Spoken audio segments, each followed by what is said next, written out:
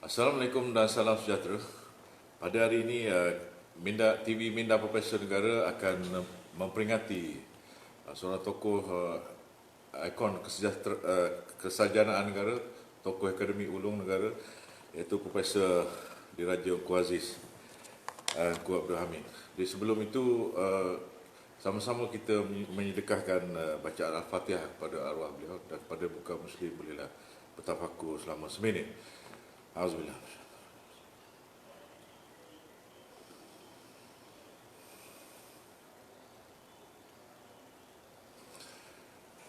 Sidang penonton yang saya hormati sekalian, pada minggu sudah kita baru saja kehilangan seorang tokoh ikon akademik yang sangat tersohor di negara kita.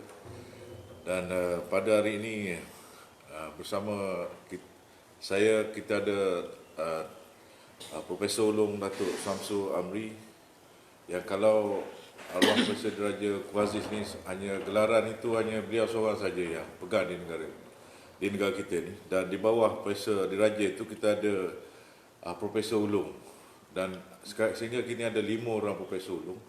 Tetapi kita merasakan yang terdekat dengan apa dibuat oleh Engku Aziz ni ialah Profesor Ulung Datuk Samsul Amri Baharudin, yang juga pengurusi Majlis Profesor Negara dan pengasas dan pengarah Institut Kajian Etnik di Universiti Kebangsaan Malaysia. Selamat datang dan terima kasih Prof kerana sudi berkongsi dengan kita pada hari ini. Dan dalam kita memperingati sumbangan dan jasa bakti yang ditunjukkan oleh ikon akademik negara kita itu, berarti kita merenungi langkah yang beliau terokai dalam membangunkan ilmu, menterjemahkan ilmu ke dalam aspek kehidupan masyarakat. Sehingga hari ini banyak orang yang dapat menikmati sumbangan daripada buah fikiran itu, yang kita lihat natijahnya ialah memberi kesejahteraan kepada masyarakat kita.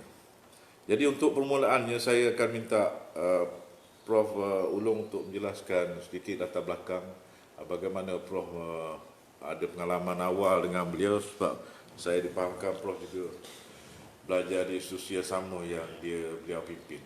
Silakan. Bismillahirrahmanirrahim. Assalamualaikum warahmatullahi wabarakatuh.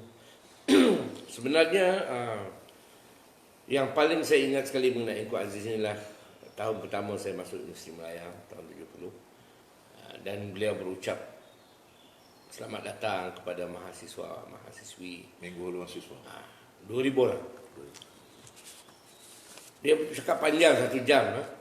Tetapi yang saya ingat satu saja, iaitu dia kata, semua kamu yang ada di sini sangat bertuah. 550,000 orang masuk darjah 1 dengan you semua, kata dia. Tapi yang sampai ke UM ni hanya 2,000.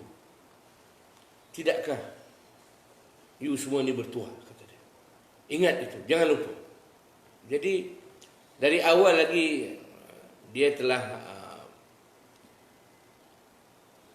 masuk ke fikiran kita, pengaruh dia itu, iaitu dengan cara dia menyampaikan dan menyimpulkan keadaan yang sampai hari ini saya masih merasakan dan menyatakan pada orang lain begitu juga.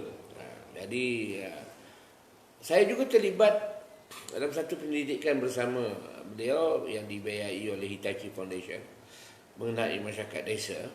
Itu lepas dia bersara, ya. Dan setelah 2-3 tahun dia ambil alih, saya ambil alih kerana dia sendiri ada banyak kerja lain yang dia berminat. Masa itu berminat mengkaji pantun dan sebagainya. Jadi saya ambil alih dan saya ketuai tim itu dengan 3 orang sarjana Jepun, 3 orang sarjana Malaysia. Jadi kami selalu bertemu untuk mendapatkan feedback daripada beliau. Ini interaksi saya dengan beliau lah, pengalaman saya.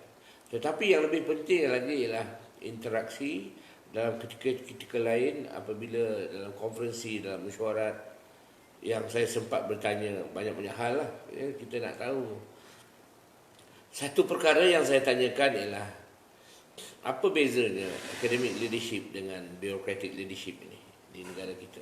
So jadi menarik itu kerana saya ketika itu banyak sangat visi baru, dan saya bertanya pada dia, Bolehkah semua visi baru ni jadi macam Pak Ungku? Academic leader ya juga, bureaucratic leader ya juga. Jadi macam mana nak mencari keseimbangan ini? Dia kata senang saja, dia kata. Sebenarnya kalau dalam universiti itu yang paling utama sekali academic leader. Bureaucratic leader tu boleh dilatih. Itu mentadbir. Dia kata di universiti di luar negeri, setengah pentadbir itu tak ada pun pengalaman universiti, dia management saja kata dia. Tapi di Malaysia ini digabungkan. Jadi yang sukar tu nak mencari academic leader dalam bidang-bidang tertentu yang bertaraf dunia, yang boleh kita banggakan sehingga kita boleh angkat dia menjadi Naib Chancellor. Jadi perkara ini selalu saya perhatikan bila terpilihnya Naib Chancellor baru sama dari UKM atau universiti lain. Saya bertanya dan selalu menyiasatlah, investigate kan. Di mana dia dalam dunia akademik dalam bidang dia. Jadi selalunya saya dapati yalah, bagus, mereka ni semua bagus, cemerlang. Tetapi oleh kerana keadaan memaksa, mereka dipilih untuk menjadi Vice Chancellor walaupun tidak ada latihan apa semua. Mungkin jadi dekan, mungkin jadi pengarah. Ini dia perkara yang penting yang saya dapat simpulkan dari interaksi saya dengan dia. Bila Prof menyebut berkenaan dengan haluan siswa tadi, saya juga teringat satu benda yang paling kita terkesan ialah ucapan dia, macam ada karisma. Sewaktu saya menjalani haluan siswa juga di tahun pertama di Simlaya tahun 89, saya masih ingat seperti semalam dia sebut. Di hadapan 2000 pelajar dia kata, sekiranya seorang medical doctor buat silap, seorang pesakit akan mati. Sekiranya seorang engineer buat silap, kata dia, satu jambatan akan roboh. Tetapi sekiranya seorang policy maker atau pemimpin buat silap, satu generasi akan derita. Pada saya dalam kata-kata itu. Jadi antara itu yang mengagumkan kita, bagaimana beliau dalam meneroka kita kata alam akademik ini, jalan yang dipilih itu sebab dia ada pilihan sama ada untuk menjadikan pensyarah universiti ini sebagai guru sekolah tinggi ataupun public intellectual.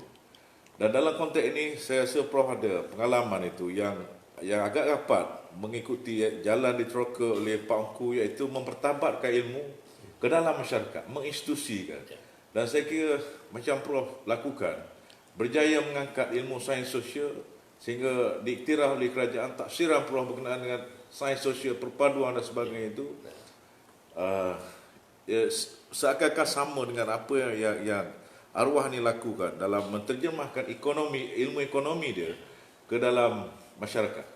Boleh Prof kongsikan? Sebenarnya kita kena melihat konteks sejarah dalam mana perkembangan itu berlaku.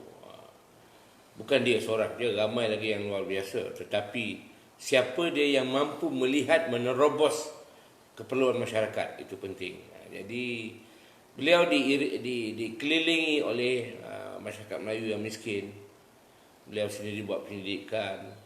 Beliau melihat sendiri keterbelakangan orang Melayu dalam banyak bidang. Dan jangan lupa bapa saudara dia lah On Jaafar yang memimpin gerakan anti Melayu Union, menubuhkan UMNO. Jadi dia besar dalam suasana itu. Dan kita anggap dia seorang bangsawan. Dia bukannya berasal dari sawah padi, ya, ataupun penoleh getah. Jadi itu juga memainkan peran penting dalam mana pengisian ilmu dia itu dan cara dia melihat masyarakat itu lain daripada orang lain. Jadi dia maknanya walaupun dia tak kenal masyarakat Melayu secara langsung sebelum dia menjalankan pendidikan mendalam, tapi dia telah mendengar keluh kesah mengenai orang Melayu ini daripada perbincangan Datuk On Jaafar dengan kolonial British, dengan pemimpin daripada kaum lain. Dia dapat lihat, dan perbandingan-perbandingan ini menjadi motivasi kepada beliau. Ini yang pentingnya, motivasi. Bila ada motivasi, you akan cari jalan macam mana nak menyampaikan hajat itu kepada orang ramai. Jadi pada saya, seperti yang saya lihat di Malaysia ini, orang kata tidak ada perpaduan. Saya kata ada, tapi tidak dalam bentuk yang kita idamkan, tapi dalam satu bentuk lain yang dipanggil kesepaduan. Jadi saya terpaksa sampai sekarang, sebagai contoh, menguraikan hal ini. Kerana ada kefahaman lama mengenai perpaduan dan ada kefahaman baru. Masyarakat dulu lain, masyarakat sekarang lain dalam banyak segi, maka contoh-contoh perpaduan itu banyak. Jadi Engku Aziz itu begitu. Saya lihat Engku Aziz itu menguraikan kemiskinan itu, dia bukan hanya meninjau dari aspek apa itu kemiskinan Melayu, tetapi yang penting lagi dia memikirkan apa jalan keluar untuk menolong orang miskin ini. Dari situlah timbulnya kalau kita lihat segala sumbangan beliau, institusi yang beliau wujudkan, seperti idea PTPTN tu, iaitu idea pinjaman tu, dia tahun 75 dah wujud dah. 24 tahun, 25 tahun kemudian baru diasaskan oleh kerajaan. Jadi maknanya idea dia tu teller bersusun datang mengenai banyak hal. Ada yang terconjol dan jadi. Ini macam menanam benih buah-buahan. Bukan semua boleh jadi. Macam matrikulasi. Ya, matrikulasi, asasi sains, Ambang Suara Jepun. Ambang Jepun, kemudian Akademi Islam. Ini menarik dia. Jadi seolah-olah dia sebagai ketua akademi, seorang ahli akademik, dia naik ke pangkat itu, dia dapat lihat helikopter view. Apa dia kawasan yang kurang maju, yang maju. Jadi inilah motivasi beliau sehingga beliau dapat melahirkan macam-macam institusi. So, he is an institution builder. Seorang yang membina institusi seperti tabung haji, angkasa. Ini semua institusi yang beliau bina. Beliau juga ialah seorang penyelidik, iaitu ahli akademik yang luar biasa, menjadi penasihat banyak badan antarabangsa seperti ILO, WHO dan juga UNDP dan sebagainya. Jadi pada saya ini adalah pengakuan terhadap kepakaran dan keistimewaan beliau. Dan kita dapat lihat juga beliau minat juga sastra Melayu, beliau minat tentang pantun. Dia Elemen budaya tu. ya, jadi pada saya dari satu segi dia ni pada saya lebih hebatlah daripada beberapa ahli sains sosial ketika itu yang kita tahu seperti saudara dia juga, Syed Atas, Syed Najib. So dia ni scholar of the people, yang lain tu scholar of the scholars. Elitis. Ya, so saya tak nak kata elitis lah, tapi scholar of the scholars. Engku Aziz scholar of the people. Ya, itu kehebatan. Itu sebabnya dia diingati, diberi gelaran Prosedi Raja kerana itu. Dia memang benar-benar jasanya diapresiasi oleh semua lapisan masyarakat, Melayu, Cina, India. Pada saya semuanya ingat Engku Aziz dan sumbangan beliau. Kepada ahli akademik muda ataupun generasi muda, persoalan yang mungkin timbul ialah apa X factor yang ada pada arwah ni. Sebab kita tengok macam juga pengalaman yang Prof lalui. Kesarjanaannya bukan saja diiktiraf dalam negeri, tapi juga di luar negeri. Kita tahu dia terima award daripada France, daripada Jepun. Ya. Apa yang kita kata X factor yang perlu ada? Yang penting sekali ialah kefahaman. Kefahaman dari segi apa? Kalau you nak memperjuangkan sesuatu, nak jadi hero atau ingin mengangkat sesuatu idea, you kena faham dulu sebelum you nak dapat hurai pada orang supaya orang boleh ikut you. Kalau orang tak boleh faham, you sendiri setengah faham, idea itu akan berkecai. The moment you speak about it, you bincang, dia orang tak faham, orang pun macam saya lah, ada satu, saya pernah diberi amaran oleh seorang pegawai kerajaan kerana saya nak jumpa Perdana Menteri. Okey, saya jumpa Perdana Menteri. Dia kata Perdana Menteri ni kalau lepas 5 minit you cakap dia pen dia bergoyang macam tu, maknanya dia tak minat lah. You cepatlah keluar. Jadi tak macam mana saya boleh bercakap dengan 1 jam. Saya pun heran pula saya yang buat pen tu. Sebab dia terbalik. Sebab discussion itu tidak menarik bagi saya. Sebagai pemimpin kan. Jadi Engku Aziz ini itulah dia. Membina kefahaman. Ini X factor itu, membina kefahaman. Jadi sebelum dapat membina orang lain faham, dia dulu jelas pengagihan. Jadi dia boleh pecah-pecahkan, repackage kefahaman dia itu kepada ekonomi, soal pendidikan, soal sains, soal bagaimana kita nak menghargai pantun. Jadi pada saya inilah yang X factor dia itu, faham dan jelas dengan apa yang nak disampaikan. Jadi seperti juga anak-anak muda generasi X ke generasi Y, kalau benar-benar nak memperjuangkan mengenai negara kita, yang pertama sekali kena fahamlah sejarah kita ni. Jadi barulah menemui apa yang nak dicapai. Ini X factor yang saya dapat dan saya garap dari pengalaman melihat Engku Aziz menulis, menjadi pemimpin, berucap seperti yang saudara tahu kan. Jadi tiap-tiap ucapan ni mesti ada satu dua mutiara yang digugurkan, yang kita dapat pegang berpuluh tahun kemudian. Ya, itu yang ini. Kita juga lihat beliau juga terkenal dengan, kita kata, beberapa istilah yang sehingga sekarang digunakan. Contoh perenggu minda, perkataan desa. Dia tidak mahu perkataan luar bandar digunakan, sebab luar bandar itu sendiri pada dia, apabila kita guna istilah itu, dia melambangkan tidak penting berbanding dengan bandar. Jadi dia anjurkan istilah desa dan bandar. Itu contoh-contoh bagaimana. Dan bila saya cerita, banyak juga Prof istilah kemukakan macam kepelbagaian contohnya. Inilah kelebihan ahli akademik yang boleh mempakej ilmu dia untuk orang banyak, orang ramai. Artinya apa? Macam mana you nak membawakan? Kalau you faham, kalau you faham bahawa luar bandar itu istilah yang memisahkan orang bandar seolah dua kawasan berbeza, tetapi mereka saling berhubungan. Kenapa tak guna desa? Desa itu lebih neutral. Tidak, jadi luar bandar itu bergantung pada bandar. Tak ada bandar, tak ada luar bandar. Sebenarnya bandar itu bergantung pada luar bandar. Mana datang orang bandar ni kalau tak datang daripada luar bandar. Jadi mengapa orang bandar jadi hebat? Kerana adanya desa. Ini yang penting. Itu sebab di Indonesia Terry Maggie yang mengkaji mengenai PhD di minyak Kuala Lumpur menggunakan istilah desa kota. Dia tak menggunakan istilah luar bandar. So macam kuasis lah. Jadi itu yang maksudnya tu. Bila saya perkenalkan istilah kepembangkangan saya memikirkan macam mana orang ramai nak faham benda ni dan gunakan. Dan mudah-mudahan ada pun yang buat tesis PhD mengenai kepembangkangan. Ini menarik pada saya bagaimana Engku Aziz itu telah memperkenalkan istilah-istilah yang tidak ada dalam bahasa Melayu. Jangan lupa dia ni dulu jadi pengurusi Ketua Pengarah Dewan Bahasa tahun 56. Tapi dia kata dia tak nak mengorbankan akademiknya, maka dia keluar balik-balik universiti. So minat dia tentang bahasa tetap ada dan dia bergelumang dengan bahasa Inggeris. Jadi dia nak memperjuangkan bahasa ilmu dalam bahasa Melayu. Itu dia tanggungjawab dia yang kemudian dipikul oleh UKM yang sampai sekarang masih lagi cuba untuk mencapai tanggungjawab yang diberikan oleh rakyat itu. Jadi saya rasa kemampuan mencipta yang istilah yang jadi popular digunakan dan mudah difaham. Itu mestilah daripada kefahaman yang saya masukkan tadi, X factor.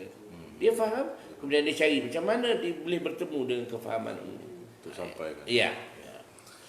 Baik, kita juga tahu yang teras ekonomi dia, teras ilmu dia banyak dalam aspek ekonomi. Tetapi kalau kita lihat di zaman-zaman beliau itu, kebanyakan akademik atau sarjana ni fikir untuk kita kata bermain dengan aspek teori ataupun counter pemikiran yang jadi arus perdana pada waktu itu. Tapi beliau lebih memilih kepada society based. Artinya macam Prof sebutkan tadi, membawa ilmu itu ke dalam masyarakat bukan sahaja dari segi konsep kefahamannya, tapi dari segi institusinya. Termasuklah institusi pendidikan seperti Islam, seperti Nilampuri dan Akademi Islam di Sdn. Saya rasa apa yang dia lakukan itu begini. Dalam bidang ekonomi kita banyak ruang dalam bidang ekonomi ini. Ada econometrician, orang lulusan econometrics, ada development economist, ada macam-macam. Dia telah memilih bidang yang dipanggilkan sebagai rural economics. Di Universiti Malaya ada section nama rural economics. Perdana Menteri kita lulusannya adalah daripada rural economics. Pensyarah Rafidah Aziz mengenai rural economics. So jabatan tu sehingga sekarang masih ada lagi. Jadi dia pakai dia membina rural economics itu idea dia juga. Kerana dia katakan di Malaysia ni economics alone is not enough, tak cukup kata dia. Fokus majoriti rakyat ada di luar bandar. Jadi dia kata kita mesti ada rural economy. Itu yang diterjemahkannya rural as desa. Dalam bahasa Inggeris mana ada non-urban? Dia kata tak betul. So pada saya tepatlah pandangan dia tu kan. Jadi itu sebab dia fokus kepada rural economy. Apabila melangkah ke bidang rural economy, apa maksudnya? Maksudnya beliau mula melihat kehidupan manusia yang dikatakan rural people kan, anggota masyarakat desa, keadaan ekonomi mereka. Maka salah satu perkara yang menarik pada saya ialah dia pun membincangkan soal air, orang berluar bandar yang kurang air. Itu yang ditubuhkan syarikat. Dia dah berhenti dah waktu itu, dia tubuhkan syarikat bersama anak-anaknya untuk membina pump, water pump. Kawasan yang tak ada air tu boleh masuk pump. Ada seorang ahli sains daripada Universiti Melaya yang mencipta itu. Dan digunakan di luar negeri, di Afrika, di mana-mana kan. Tapi bisnes itu pudar begitu saja. Kerana ada sistem-sistem baru kan daripada Israel mengenai bagaimana air itu dia letak je tengah padang tu akan menyedut segala angin dan hidrogen yang ada dalam dunia, dalam di luar dan jadi air. Ini macam-macam ciptaan ahli sains. Kemudian yang dilihatnya juga ialah saving. Macam mana orang Melayu ni simpan duit? Okey. Kita pernah dengar bahawa orang Melayu ni, termasuk nenek saya kan, simpan duit dalam almari, bawah kain, dalam sapu bantal, lepas tu hilang, punya anak cucu curi. So pada saya, dia concern pada saving. Jadi saving yang pertama dia lihat adalah macam mana orang Melayu ni saving untuk pergi ke Mekah. Itu mulanya idea dia tu. Bibit-bibit yang kita kata hari ini Islamic Economic, Islamic Finance. Bibit-bibitnya diperkenalkan oleh beliau. Macam mana kita nak memastikan orang ni simpan duit dia boleh pergi Mekah. Bayangkan ada 400,000, 160,000 orang ahli, 400,000 duit, sekarang dah 90 bilion tabung haji. Tak saya kira berapa yang dah disedut oleh orang lain kan. Tapi itulah dia, tabung haji, idea dia. Ini dia kemampuan dia, ekonomi dan rakyat. Ada satu jurnal namanya di Britain, Economy and Society. Saya rasa saya bercadang nak menulis obituary mengenai Engku Aziz dalam jurnal ini, Economy and Society, melihat a man of action and economics in action in the society. So InsyaAllah kalau ada peluang nanti saya akan lakukan tahun ini juga. Ya, kami doakan usaha itu berjaya, Prof. Ya. Bila Prof menyebut berkenaan dengan saving tadi, Ya.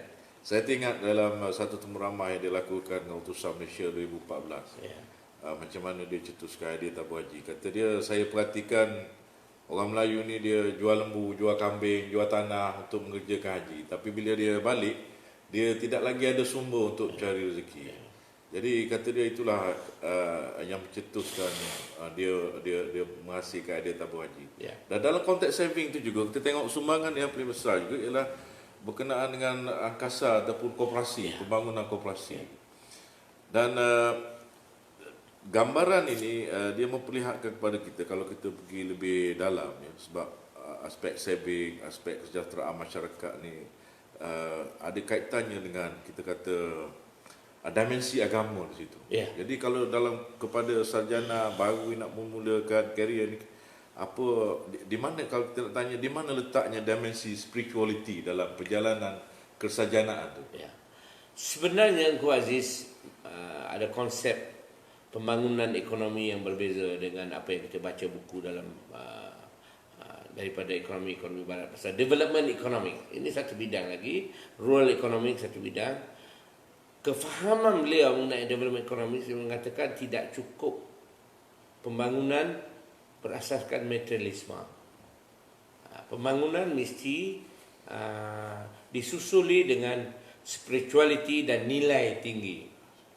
Jadi beliau menulis tentang Zakbar, sumbang Zakbar terhadap pengaruh Islam dan ekonomi Melayu. Ini banyak tu ketika itu. Ini yang saya katakan, dia bergerak di sekitar orang pandai-pandai tahun 30-an, tahun 40-an, dengan orang politik yang berjasa dalam negara kita, Datuk On dan pemimpin yang lain. Jadi beliau nampak sendiri akan perlunya satu pendekatan yang bukan barat, iaitu pendekatan yang mengutamakan nilai Melayu, dan of course penting sekali ialah mengenai agama Islam dan spirituality itu. Jadi di samping membangunkan institusi-institusi yang mendukung dan mengisi kefahaman Islam itu melalui Nilam Puri ke, melalui akademi pengajian Islam ke, saya dapati dia menyisipkan praktiknya melalui konsep tabung haji itu. Itu you mau tak mau terima, itu sebenarnya menunaikan apa yang wajib kepada orang Islam. Jadi maknanya menyimpan duit dan harta untuk pergi dan juga untuk terus hidup selepas kembali. Ini yang menarik kepada saya, di mana dipikirkannya sequentialnya. Dia bukan hanya fikir save money, go to Mekah. No. Save money, but you come back, you ada duit, ada simpanan. Ini menarik. Orang tak pernah sebut tu, orang sebut hanya pergi haji je. Pada saya, sumber dia yang paling besar adalah bagaimana membina jembatan antara saving untuk haji dan saving untuk terus hidup sebagai petani ataupun pekerja. Dan ini juga cara dia berfikir mengenai angkasa.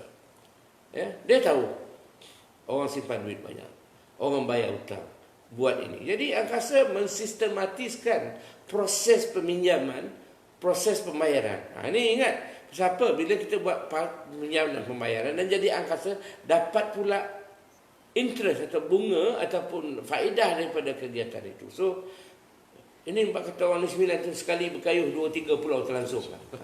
Sekali buat kerja 2-3 masalah diselesaikan. Itu kelebihan cadangan-cadangan beliau itu.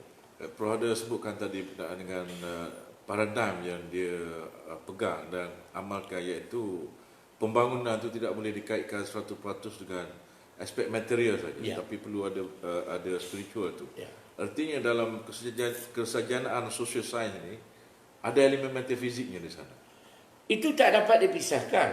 Malah sains pun sekarang kita baru saja lantik seorang profesor emeritus, iaitu sains Islam. Mengapa? Orang akan bertanya, apa Islamiknya sains ini? Ada universiti Islam, macam-macam lah. Pada saya, kefahaman modern understanding,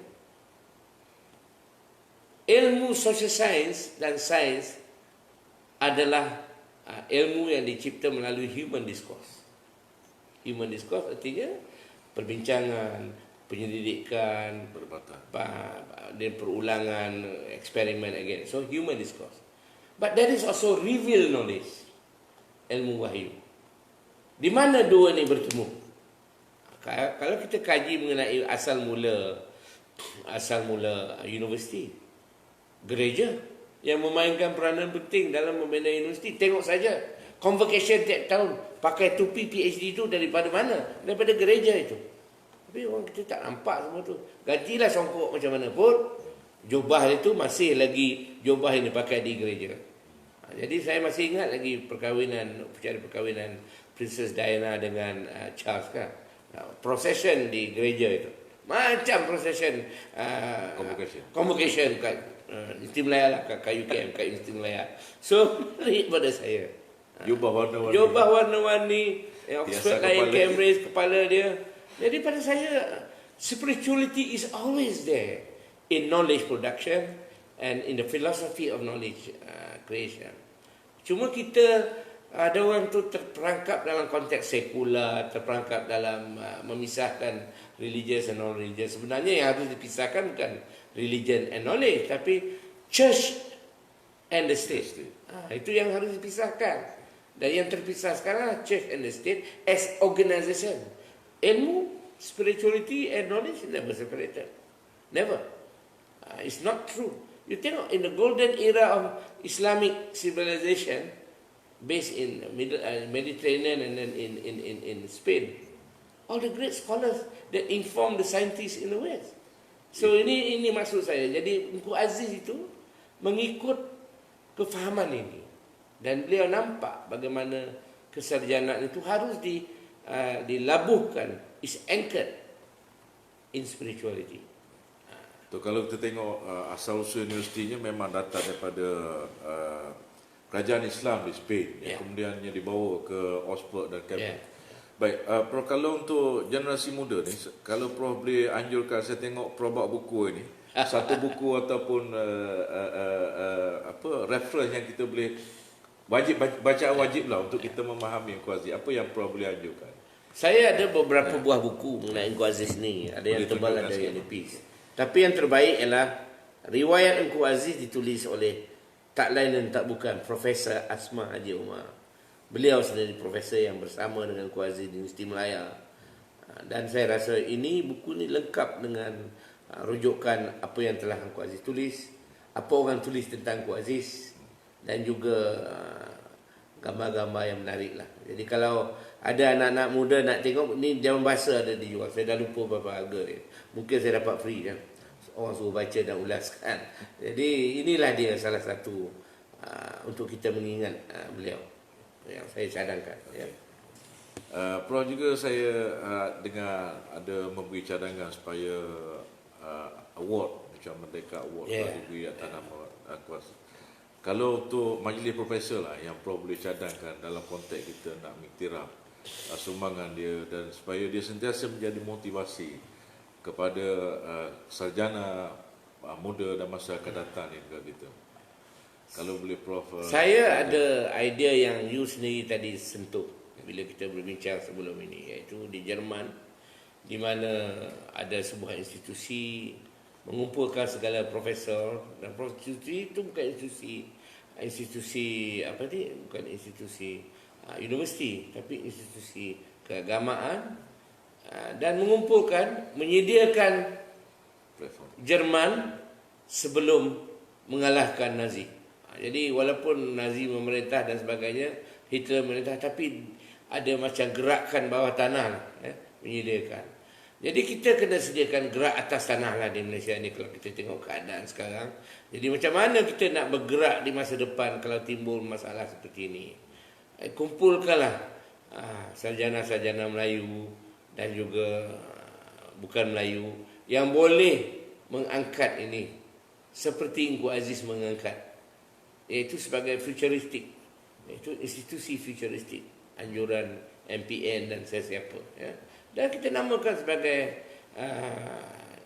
Futuristic Institute, Engku Aziz Futuristic Institute, Institut Masa Depan, kajian future oleh Engku Aziz. Jadi maknanya kita menyambung dengan nama dia itu, menyambungkan tradisi pemikiran beliau itu, kehalusannya dan keluasannya dan keluasannya dalam institusi seperti ini. Jadi tepat kalau institusi seperti ini, bukan institusi ekonomi, tapi institusi pemikiran, berfikir.